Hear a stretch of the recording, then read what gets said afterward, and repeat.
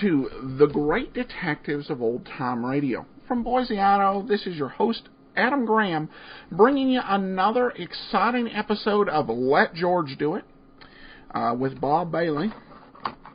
As we get started, I want to, as always, encourage you, got any comments, feel free to email me. Send it over to box13@greatdetectives.net.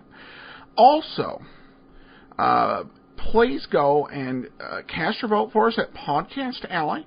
Very simple redirect. Podcastalley.greatdetectives.net. And as always, we definitely want to know who's listening. So fill out our short survey over at survey.greatdetectives.net. One thing I wanted to mention is Let George Do It actually aired up in Canada through Harry Goodman Radio Productions. They made, they syndicated 52 of those episodes. Now, Company has actually found 40 of those episodes, and including about half which aren't in circulation in the United States. Now, you can't tell actually like where they go in the American stream of episodes, those that went out over the mutual broadcasting system. You just can't tell because the dates all vary. This was kind of like a best of Let George Do It airing up in Canada. They're not in general circulation, so they are actually available at the site radioarchives.com. That's archives with an S.com. And it's the Volume 1 and Volume 2 of their Let George Do It. They've got a Volume 3. But those are actually episodes that have already been in circulation in the U.S. You gotta wonder, because I know that some of these shows were actually played internationally. And I'm wondering if there are, additional old-time radio disc and archives in some of these foreign countries that just have simply not been discovered. Definitely be interesting if you happen to be sitting on any of these archive discs. Get them to a qualified archivist. Encourage you to do that. Many of the media, these were originally put on like reel-to-reel tapes.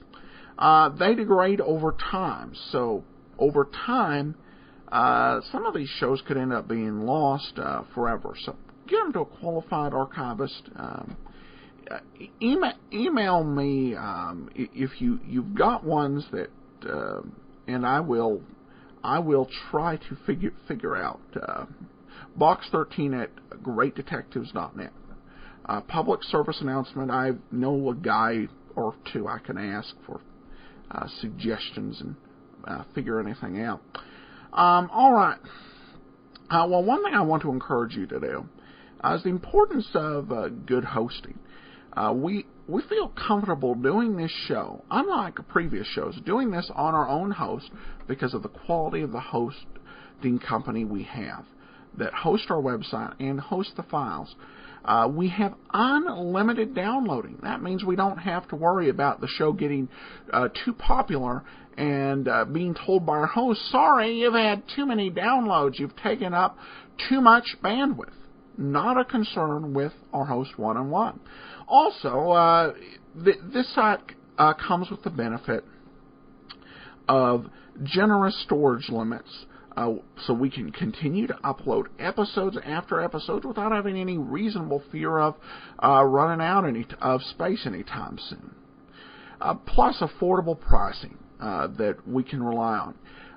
This is the type of service we found at One-on-One and 24/7 tech support, and I encourage you to give it a try. If you'd like to try One-on-One and learn about their services for individuals, small business, big business, as well as domains, then just simply go to hosting.greatdetectives.net, hosting.greatdetectives.net, and try One-on-One. Well, let's go ahead and get into today's episode, The Penthouse Roof.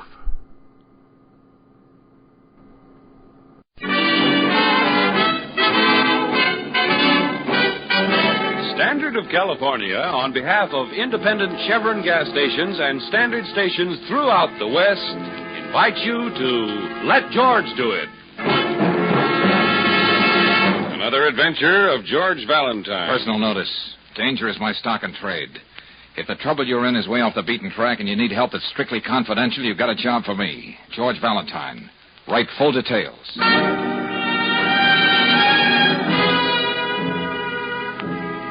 Dear sir, you employed the word confidential in your advertisement. Well, I need confidential help. My enthusiasm for birds has led me into a predicament. I was watching starlings, but I saw something that was never meant to be seen, and it keeps haunting me, if I really saw it. Unless my eyes deceive me... My eyes deceive me. I was the witness, the only witness to an outrageous crime. There's nothing more I can say in a letter. Please contact me at once, and it's signed Elliot Wormsley.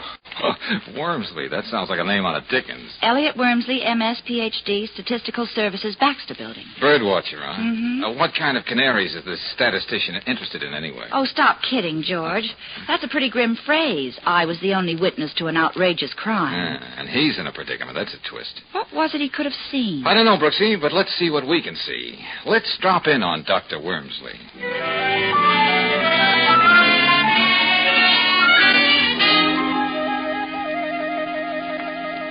These are the binoculars, Mr. Valentine. The ones I used to watch starlings on that penthouse roof down there. Uh-huh. But that's almost 3 blocks away, Dr. Wormsley. Yeah, I know. The river house, huh? Pretty swanky. Golly, George. You can see halfway around the world with these binoculars. All right, Angel, stop playing. Back to you, Dr. Wormsley. So you looked for starlings and saw a killer hawk, eh? Something like that, Mr. Valentine. Okay. Now, just what was this outrageous crime? What did you see that you shouldn't have seen? Murder. Oh, I guess I dropped your binoculars, Doctor. Did you say murder? I can't be sure. But I just trained my eyes down there, as I've been doing for weeks. And in that instant, I'm almost certain I saw a man push another man off the roof. Of course, he had his back to me. What do you mean, almost certain, Dr. Wormsley? Well, it was over in a second. And I didn't expect to see what I think I saw. Besides, statistics show that the element of error in visualization over 100 yards is 14 to 1,000. Yeah, well, we'll take your word for that. But why didn't you go to the police with this story? Oh, no, Mr. Valentine. I'm a modest man, and I don't like publicity. Besides, I'm coming up for the presidency of my club. And, so many people think bird watching is, a little peculiar. Yes, I know. You wouldn't make it. But murder is a very serious business. Mr. Valentine, if I'd seen any mention of what I suspected in the newspapers, I would have volunteered this information to the police. But as it is, no crime has been reported. Well, that's right, George. I didn't see anything about it. Still, the picture of those 2 men keeps haunting me. I'm thinking of my reputation, but I do have some public spirit, and I have to make sure. My conscience wouldn't let me rest if I didn't. Oh, I see. And you want me to check at the river house and soothe your conscience? That's it, young man, precisely. It shouldn't take you more than a day, and I'm willing to pay your usual fee. Okay, it's a deal, Wormsley. Oh, Brooksy. Yes, George. Just on a hunch, get down to the Bureau of Missing Persons. See Finley. Okay. Find out if anybody's been reported missing from the river house. You will keep my name out of this, won't you? Oh, yes, we'll do our best, Professor. I'll meet you back here later, Brooksy. Okay, George. I'm going over to the river house.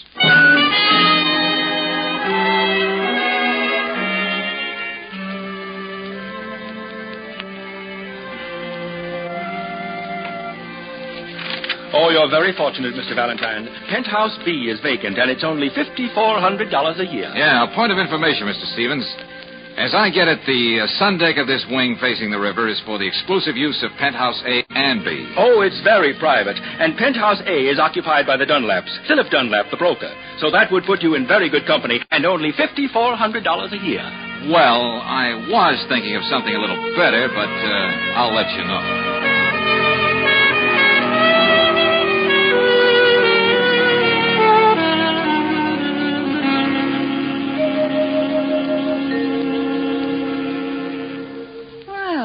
Look who went and rang my doorbell. Wouldn't be the full of brush man, would you?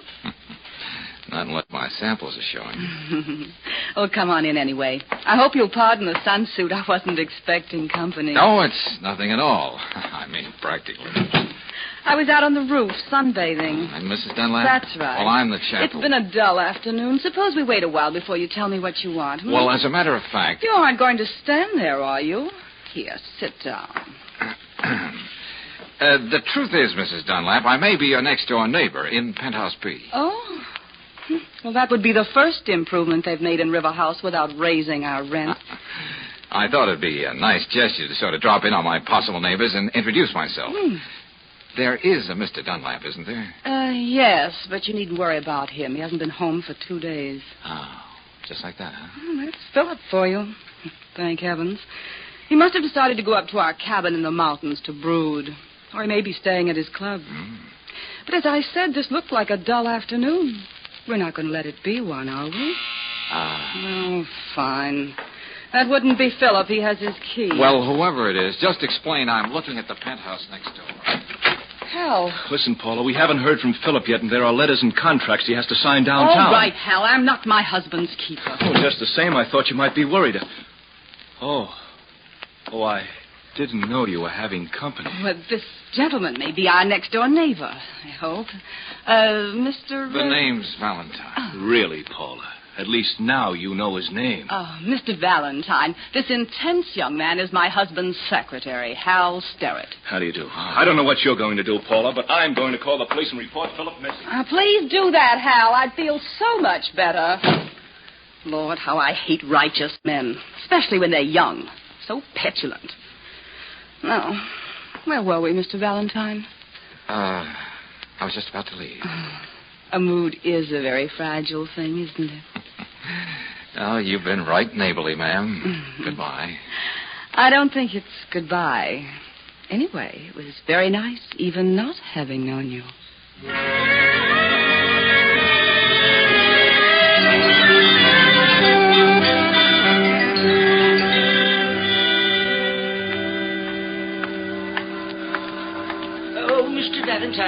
Mr. Valentine. Oh, Dr. Wormsley. I was waiting for you to come out of the River House. But why? I thought you made it a point you were to be the unknown factor in this deal. After you left, I did some calculating. Yeah, good for you. There must be a way of getting into this empty lot without climbing over that fence. And in my calculations, I discovered that the odds against anything as extraordinary as this happening to an ordinary man like me would be about 14,000 to 1. You don't say. So if you don't mind, Mr. Valentine, I'd sort of like to tag along with you and see if I'm really that 1 in 14,000. Uh-huh. Looks as though there's a gate in this fence. If we can get these fish cans out of the way. George! Hey, Brooksy, you should have brought a friend. We'd have a fourth for bridge. Hello, Miss Brooks. Oh, George, there's been no report of anyone missing in this district. Oh, thanks. I was on my way to your office, Dr. Wormsley, when I saw you heading for the River House. So here I am. Well, kids, let's see what we shall see.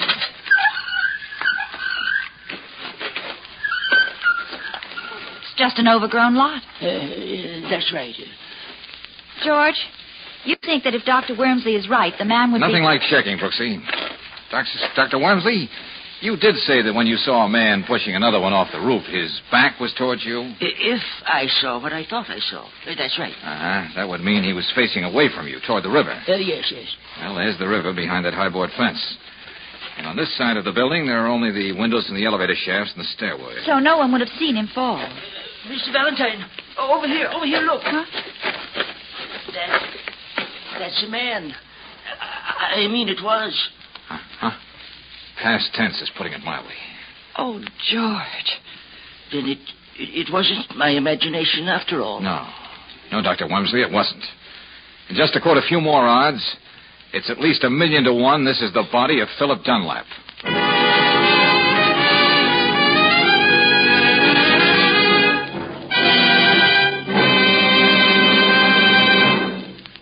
We'll return to tonight's adventure of George Valentine in just a moment. Meanwhile, a word about the great American pastime. If you're a baseball fan, check these 2 tips for getting the most out of this season. Number 1, when you're driving to and from the game, use fast-starting Chevron Supreme gasoline. Special blending agents in Chevron Supreme give your car speedy warm-up and quick pickup for traffic getaways. And when it comes to hill climbing, premium quality Chevron Supreme gasoline takes you smoothly over the steepest ones. Number 2, at independent Chevron gas stations and standard stations where you can get Chevron Supreme gasoline, there's a grand gift for you. It's a 48-page book about baseball written by Bert Dunn. You'll find in your free copy of Batter Up the fundamentals about this great American sport. One illustrated section shows how to play each different position. Ask for a free copy of Batter Up tomorrow. It's yours at standard stations and independent Chevron gas stations where they say and mean, we'll take better care of your car.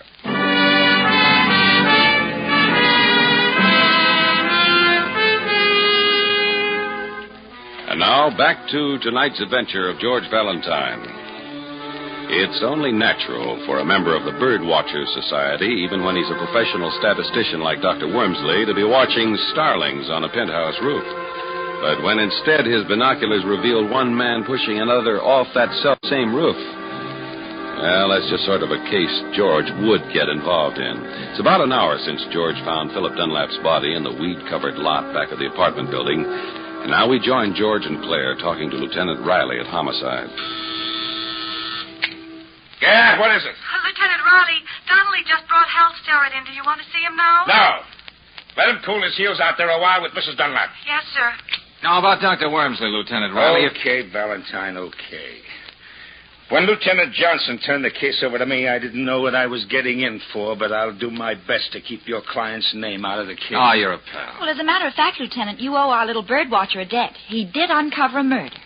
Miss Brooks, I don't want to appear ungrateful. Oh, no. I can always use a new murder. Oh? I'm overjoyed that when you and Valentine stumbled over this homicide, you were thoughtful enough to let me know about it. Oh, well, it's nothing at all. If you hadn't, I'd lock both of you up and throw the key away. Well, now that you're back to your own sweet self, would you mind telling us what you found out from Mrs. Dunlap? Well, she said she was out shopping all that afternoon, and the doorman is alibying her. When she got back, this kid, Starrett, was still there, waiting to see his boss, Mr. Dunlap. He hung around a little longer and then beat it. Uh-huh. Did Mrs. Dunlap suggest that there might have been any bad blood between Starrett and her husband? Well, she wasn't too anxious to admit it, but it seems young Starrett was being fired. Yeah, but what was the reason? Bad spelling or making Google eyes at the boss's wife? I wouldn't know, not yet. Mrs. Dunlap was too broken up to go into every little detail. Broken up, huh? I can just see her tears flowing like wine. What do you mean by that? Well, just thinking out loud. Yes, Lieutenant? You can send Starrett in here now. Yes, sir. Well, it looks to me as though Mr. Starrett has some explaining to do, or else. Well, we know that he was there that afternoon, and your Dr. Wormsley saw a man push Dunlap off the roof. Come in, son. Come in. Lieutenant, I don't understand any of this. Oh, you. Hello, Starrett. What are you doing here? Just a neighborly interest in the fate of your late employer. Say, what is this? Yes, George, I didn't know you two had met. Well, never mind. Now, what's this about Dunlap deciding to fire you, Starrett? Well, Why? He didn't like my work, I guess. That's the usual reason, isn't it? You'll save a lot of time if you tell us the truth. You asked me a question, and I gave you the only answer you're going to get. You had a fight with your boss, didn't you? No. In the struggle, you pushed him off the roof. No. A man saw you from an office building. He couldn't have. Oh, Lieutenant. Yes, Donnelly. Can I see you a minute? Yeah, okay. I'll be right back. Hey, tell me something, Starrett. Yes? If you were already fired, why were you so worried about Dunlap? Even going to the Bureau of Missing Persons yourself? Because he was the best friend I ever had. It hardly jives with the story Lieutenant Riley is building up. Say, Starrett, Yes? you're a college man, aren't you? Oh, what of it? Syracuse, 1942. What? Why, yes, but how did you know? This, Phi Beta Kappa, too, aren't you? That's right. But what are you driving at, Lieutenant? Well, this Phi Beta Kappa key. The medical examiner found it clenched in Dunlap's fist. It's yours. I don't know how it could have gotten there. He must have ripped the key off your chain as he fell off the roof. Okay, Starrett, I'm arresting you on suspicion of murder.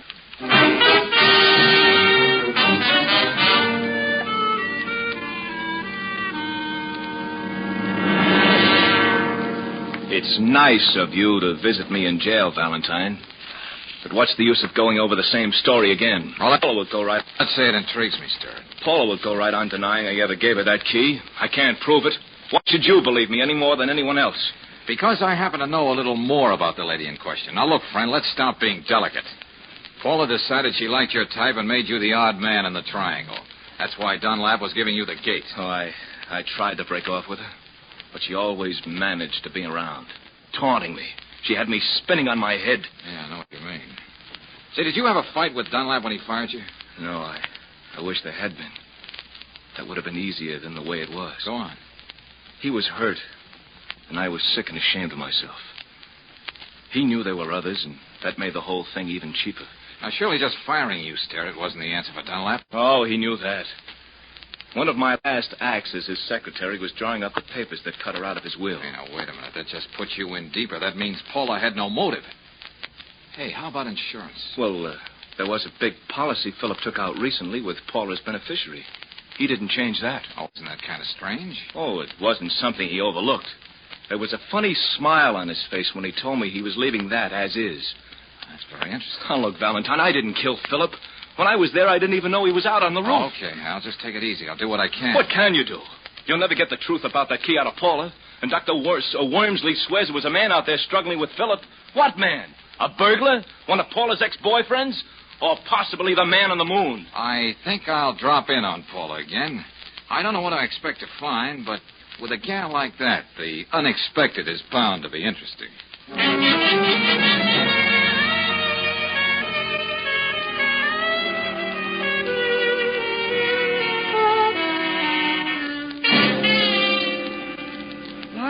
It isn't my next-door neighbor. What now? Cup of sugar? Couple of eggs? Well, maybe I did make a little fib, but you didn't believe me anyway, did you, Mrs. Dunlap? Paula. Okay, Paula. Too bad about young Sterrett, isn't it? What a thing to say to a grief-stricken widow. Can I get you anything? We may as well make ourselves comfortable. You've got a head start in those lounging pajamas. They're really something. I was wondering when you were going to notice them. Hey, you know, I never appreciated before what lounging pajamas can do for a woman. Didn't you? No. I might say if she were out on a roof and someone happened to see her from Dr. Wormsley's window, he might mistake her for a man. If he'd never seen a woman before. His office is more than 2 blocks away. But to get back to our hypothetical woman, yeah. How much do you guess she'd have coming to her if her husband were murdered and there was a nice fat insurance policy, the only thing he didn't cut her out of? We've gotten a long way from lounging pajamas. Oh, I don't know. And I can't help wondering what the lady in question would do if she had a perfect patsy and a difficult young man who was suffering pangs of conscience. She might even do something brash if she happened to remember the Phi Beta Kappa key he gave her in a tender moment. Tell me, have you confided these flights of fancy to anyone else? Oh, no, my sweet. I wanted you to be the first to know. And you, my sweet, will ruin your eyes reading all those pulp magazines. There's another angle to this lady of the rooftops. Oh, what's that? With all the insurance money she's sure to get, and with an admiring eye for a certain broad-shouldered character who seems to know what it's all about, she might make life very pleasant for him. Very. You couldn't say he knew what it was all about if he fell for a pitch like that, now, could you? Oh. I'd better get my cigarette before we go on with this little game. Or you can quit playing any time you want to. My dear old father used to play a lot of poker. He used to say the game was never over till the last bluff was called. Uh-huh. Didn't your old man tell you that even one of those effeminate-looking automatics make a loud noise and leave holes when they go off? I have a permit for this gun. Uh-oh. Come on now, Paula. Let's see if you can answer that phone with one hand. You know, Georgie, that could be your next to the last glib remark. When that phone stops ringing, you don't worry yourself into a tizzy trying to guess who it was. We've been supposing a lot of things here tonight. Now, let me top it off. Suppose they found you draped on the floor there with a bullet in your head. Okay, what then? I was in bed when I heard sounds in the living room. I opened the door. There was a figure in the darkness. After everything I'd been through, I didn't stop to think. I shot the prowler. I gotta hand it to you, Paula. Skip it. Just sit there on the couch a few minutes till I get my story straight. When I shoot you, I may have to tell the story 12 times tonight, so it's got to be perfect.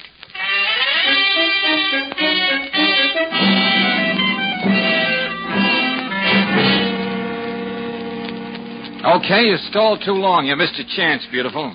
It'd be a mistake to shoot me now. What are you talking about? Behind you. There's somebody out there on the penthouse roof. You know I'm smarter than that. Well, who's it? I'll take the toy now. Oh, you Drop let it. go of that, you. Oh, George, there you are. I tried to call, and then I remembered about the empty penthouse next door and the adjoining sun deck, and... Oh, for Pete's sake, somebody say something. Oh, just a little parlor game, Brooksy. Yes. I was just showing Mr. Valentine how I almost mistook him for an intruder. Oh? Lieutenant Raleigh will probably find it very amusing when we tell him about it. Oh, that ain't the way I seen it. For the time being, Angel, we have to see things Paula's way. But more important right now is to see if we can get a man out of bed.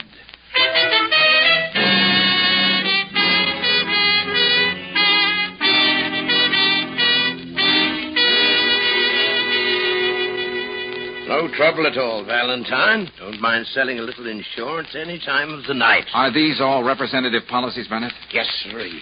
Anything you want, we've got it. Life, accident, comprehensive liability, tornado insurance, plate glass. Any insurance against fatality during parlor games? What's that, Miss Brooks? Just a private joke. This life insurance policy. Oh, any amount you want.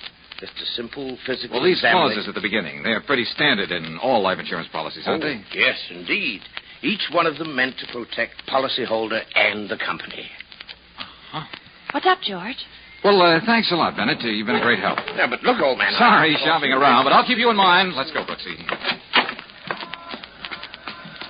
Now, Brooksy, first thing in the morning, I want you to check with all the druggists in this section of town around River House, Dr. Wormsley's office, 20 or 30 blocks in each direction. Oh, my aching I'm going to be feet. with Lieutenant Riley. I hate to think of his blood pressure when I mention one little word.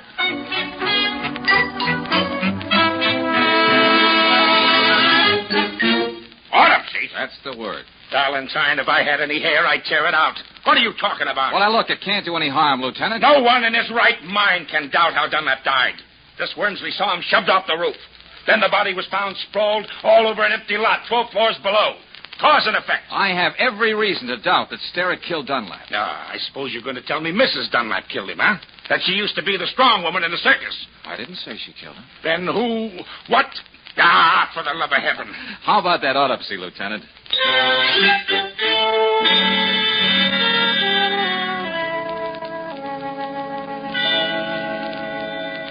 All right, Doctor. Will you tell Valentine here that he's just been wasting our time? I wouldn't say that, Lieutenant. Huh? What'd you find? Enough poison in Dunlap to stop an army dead in its tracks. All right.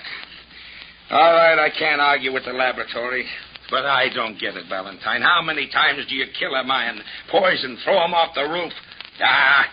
It's a wonder we didn't find a knife at his back, too. Doctor, just how does this particular poison work? Instantly. Every muscle in the body becomes rigid all at once and stays that way. Then it's possible that after a couple of days, the effects of the poison could be mistaken for rigor mortis. Not only possible, Mr. Valentine. It seems just what happened. Hey, wait a minute. If Dunlap's fist was clenched like that the moment the poison took effect, how did that Phi Beta Kappa key get in his hand? That's the point, Lieutenant. It was forced into it. And certainly Hal Sterrett didn't do it. That does it. I'm going to have Paula Dunlap picked up, and she'd better have all the answers.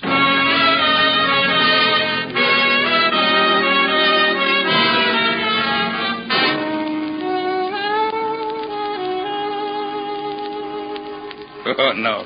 No, Mrs. Dunlap, you're going to have to do better than that. I know how it looks, Lieutenant Raleigh, but you're wrong, believe me. Paula, you had to be the one who put that key in your husband's hand. Sterrett wouldn't sign his own death warrant. I know, but Here are the facts the jury will hear.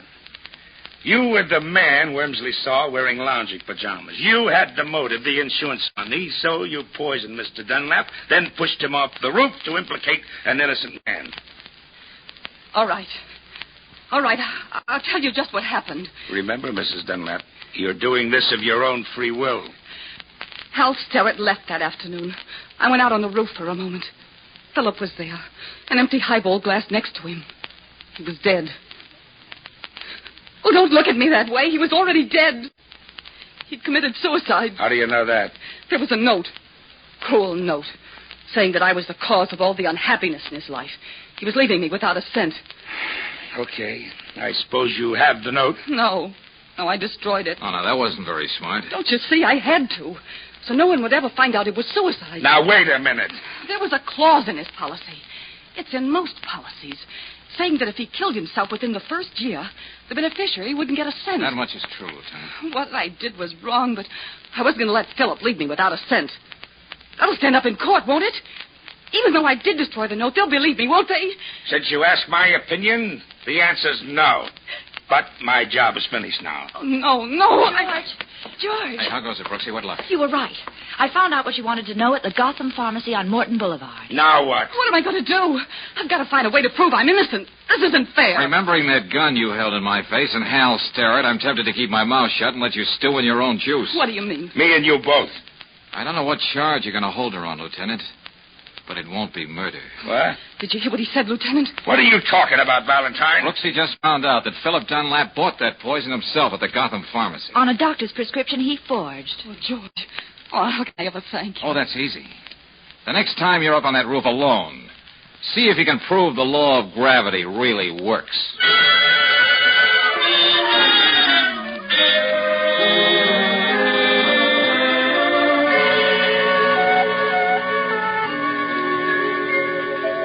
George, don't you think that was sort of a morbid joke for Dunlap to play on his wife? Well, Angel, Paula played a few pretty grim jokes herself. Yes, but to leave her name in that insurance policy, knowing that she wouldn't get a penny. Crime, punishment, so forth. Hello. Anybody here? Oh, Dr. come on Burns. I just thought I'd drop in and take care of that little bill I owe you. Oh, thanks. How do the birds look these days, Doctor? What? Oh, yes. That reminds me. I must thank you, Valentine, for keeping my name out of the Dunlap case. After all, I was the key witness, and oh, dear. Well, that's all washed up now. Thank goodness. Oh, yes. Mrs. Dunlap isn't living there anymore, you know. No? It seems 3 young ladies are sharing that apartment now. And yesterday... Why, Dr. Wormsley. What kind of birds are you watching now? Oh, well, they were very wild canaries. Oh, goodness. What am I saying?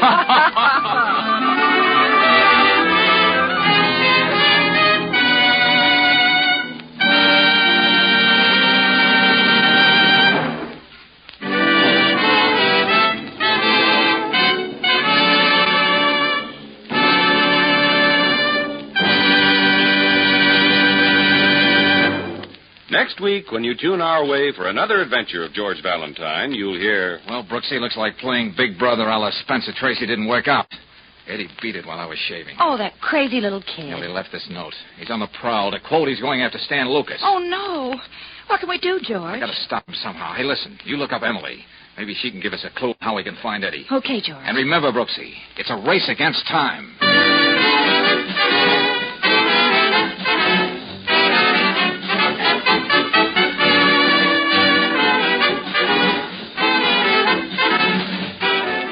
Tonight's adventure of George Valentine has been brought to you by Standard of California on behalf of independent Chevron gas stations and Standard stations throughout the West.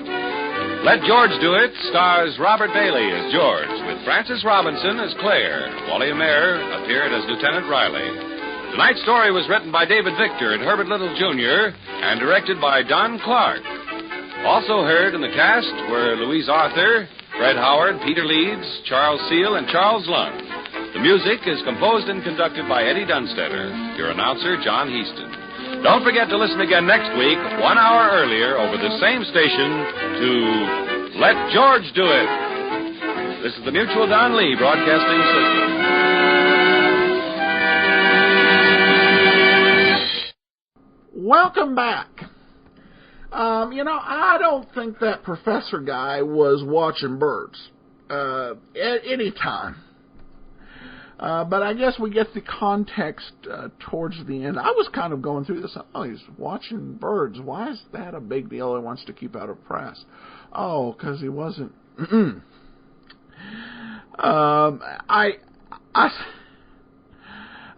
think again you saw George Valentine being a stand-up guy. He could have just let the wife take the heat for the whole crime.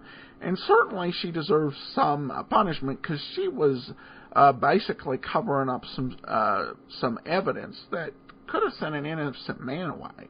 She was cold, but She wasn't a murderer. So you have to appreciate that general integrity that really drives